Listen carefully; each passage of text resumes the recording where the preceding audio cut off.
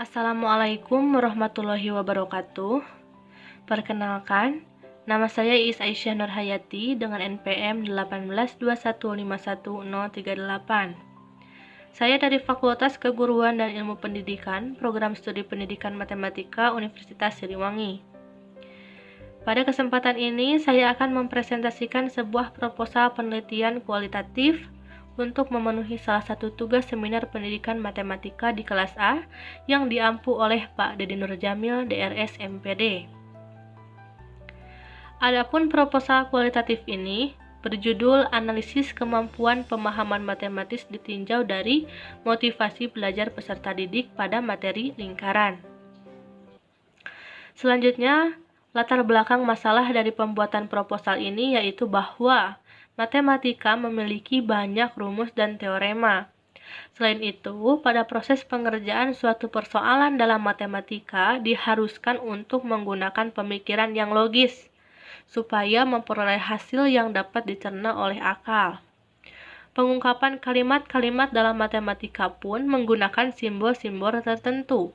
Hal ini tentunya sangat berbeda dengan kalimat yang biasa kita gunakan sehari-hari. Matematika juga dikatakan sebagai suatu alat.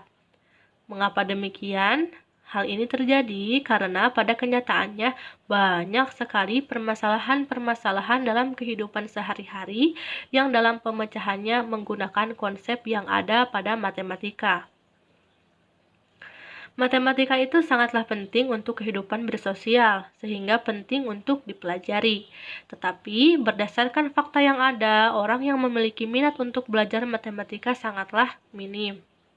Hal ini bermula dari pemikiran masyarakat yang sudah mengkategorikan matematika ke dalam suatu ilmu yang sulit untuk dipahami. Kemudian, kemampuan pemahaman matematis ini juga akan sulit untuk dicapai apabila motivasi peserta didik dalam rangka belajar matematika kurang. Motivasi di sini berperan sebagai generator atau pendorong bagi peserta didik supaya lebih bergairah dalam belajar matematika.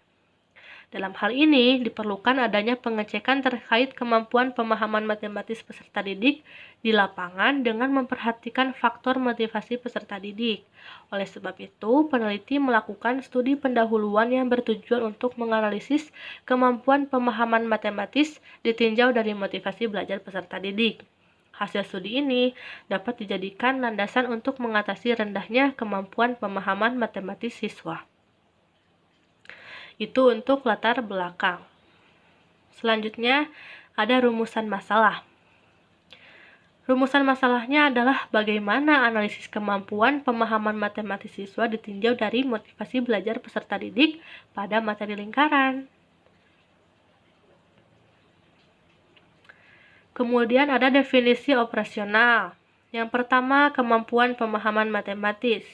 Kemampuan pemahaman matematis merupakan suatu kapasitas atau bakat peserta didik dalam bidang matematika yang diperoleh baik itu secara genetis ataupun yang dengan sengaja menempuh suatu proses pembelajaran matematika yang menjadi minatnya, sehingga peserta didik mampu untuk menguasai suatu materi matematika yang ditandai dengan adanya kemampuan untuk menerjemahkan, menginterpretasikan, dan menyimpulkan suatu materi pembelajaran matematika yang telah dipelajarinya dengan menerapkan cara berpikir yang logis, cermat, dan akurat untuk menghasilkan suatu ide, proses, dan penalaran sebagai hasil dari suatu proses pembelajaran matematika untuk merealisasikan pemahaman matematis.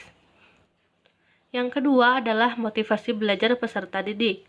Menurut Clayton Alderfer, dalam Hamdu pada tahun 2011, motivasi belajar adalah kecenderungan siswa dalam melakukan segala kegiatan belajar yang didorong oleh hasrat untuk mencapai prestasi atau hasil belajar sebaik mungkin. Itu motivasi belajar peserta didik. Kemudian ada tujuan penelitiannya. Tujuannya adalah untuk mengetahui kemampuan pemahaman matematis ditinjau dari motivasi belajar peserta didik. Selanjutnya, ada kajian teoretis. Bani pada tahun 2011 menyatakan bahwa kemampuan pemahaman matematis adalah salah satu tujuan penting dalam pembelajaran. Hal ini memberikan pengertian bahwa materi-materi yang diajarkan kepada siswa bukan hanya sebagai hafalan, Namun, diharapkan siswa dapat lebih mengerti akan konsep materi pelajaran itu sendiri. Pemahaman matematis juga merupakan salah satu tujuan dari setiap materi yang disampaikan oleh guru, sebab guru merupakan pembimbing siswa untuk mencapai konsep yang diharapkan. Hal ini memberikan pengertian bahwa materi-materi yang diajarkan kepada siswa bukan hanya sebagai hafalan, sebagaimana yang diungkapkan oleh Marpaung bahwa matematika tidak ada artinya bila hanya dihafalkan. Namun dengan pemahaman, siswa dapat lebih mengerti akan konsep materi pelajaran itu sendiri. Burhan 2011. Kemudian yang kedua ada motivasi belajar. Motivasi belajar adalah sebuah generator atau pendorong yang menggerakkan pribadi seseorang untuk melakukan kegiatan belajar guna memperoleh transformasi diri yang relevan dengan apa yang telah dipelajari. Adapun transformasi atau perubahan itu sendiri dapat berupa peningkatan kecakapan pengetahuan, sikap, kebiasaan, pemahaman, dan daya pikir seseorang yang telah melakukan kegiatan belajar. Untuk memperoleh hasil belajar yang baik, diperlukan pengalaman belajar yang baik pula. Dan pengalaman belajar yang baik ini dapat diperoleh jika orang tersebut melakukan dan mengalaminya secara langsung. Kemudian hasil penelitian yang relevan. Nah, untuk menunjang pembuatan proposal ini, penulis menggunakan jurnal sebagai dasar kajian penelitian yang relevannya. Yang pertama ada jurnal dari Tona, Nila Kesumawati, dan Marhamah. Penelitian ini bertujuan agar dapat mengetahui pengaruh Logan Avenue Problem Solving Heuristic terhadap kemampuan pemahaman konsep matematis berdasarkan motivasi belajar siswa. Metode dalam penelitian ini adalah penelitian kuasi eksperimen dengan desain faktorial. Tempat pelaksanaan penelitian ini dilakukan di SMP Negeri 15 Palembang pada tanggal 6 Agustus sampai dengan 27 Agustus 2019. Populasinya adalah seluruh siswa kelas 7 SMP Negeri 15 Palembang tahun ajaran 2019-2020 semester ganjil. Teknik pengambilan sampel dalam penelitian ini menggunakan cluster random sampling sehingga terpilihnya kelas 76 sebagai kelas eksperimen dan kelas 77 sebagai kelas kontrol. Adapun hasilnya adalah ada pengaruh lapse heuristik terhadap kemampuan pemahaman konsep matematis siswa kelas 7 SMP Negeri 15 Palembang. Yang kedua, ada perbedaan kemampuan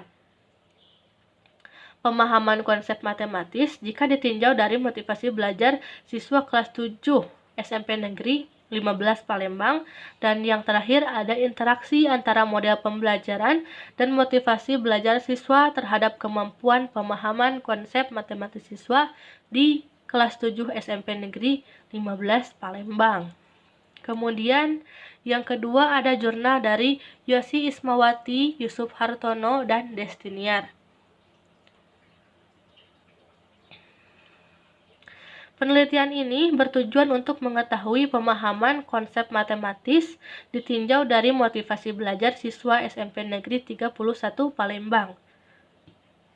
Penelitian ini menggunakan rancangan True Experimental dengan Post-Test Only Group Design. Sampel dalam penelitian ini berjumlah 61 orang siswa. Data dikumpulkan dengan teks dan angket, dan dianalisis menggunakan uji T.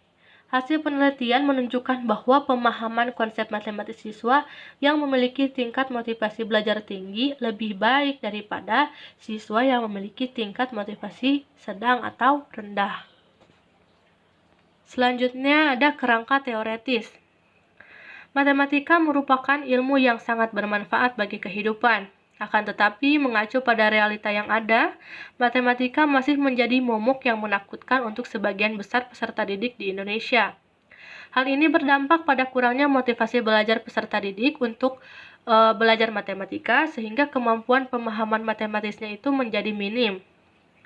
Dalam rangka memaksimalkan kualitas kemampuan pemahaman matematis peserta didik dapat dilakukan dengan meningkatkan motivasi belajar peserta didik itu sendiri.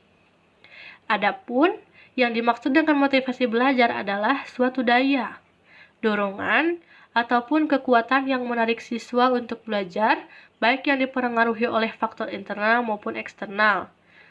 Itu menurut Lestari dan Yuda Negara pada tahun 2015. Pada saat peserta didik memiliki motivasi belajar yang tinggi, maka peserta didik akan memiliki gairah dan minat belajar yang baik. Siswa yang mempunyai motivasi belajar yang tinggi akan lebih cenderung bertanggung jawab, bersedia mengambil resiko, dan belajar dengan serius, rajin, dan aktif dalam kegiatan belajar. Bakar 2014. Berdasarkan uraian yang telah dipaparkan, penulis menduga bahwa motivasi belajar peserta didik akan berpengaruh terhadap kemampuan pemahaman matematis peserta didik.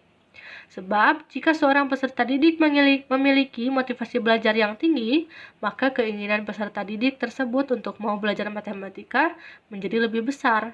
Hal ini berbanding lurus dengan tercapainya kemampuan pemahaman matematis peserta didik. Fokus penelitiannya adalah analisis kemampuan pemahaman matematis ditinjau dari motivasi belajar peserta didik pada materi lingkaran, sehingga penulis berfokus pada sumber-sumber penelitian yang membahas permasalahan tersebut.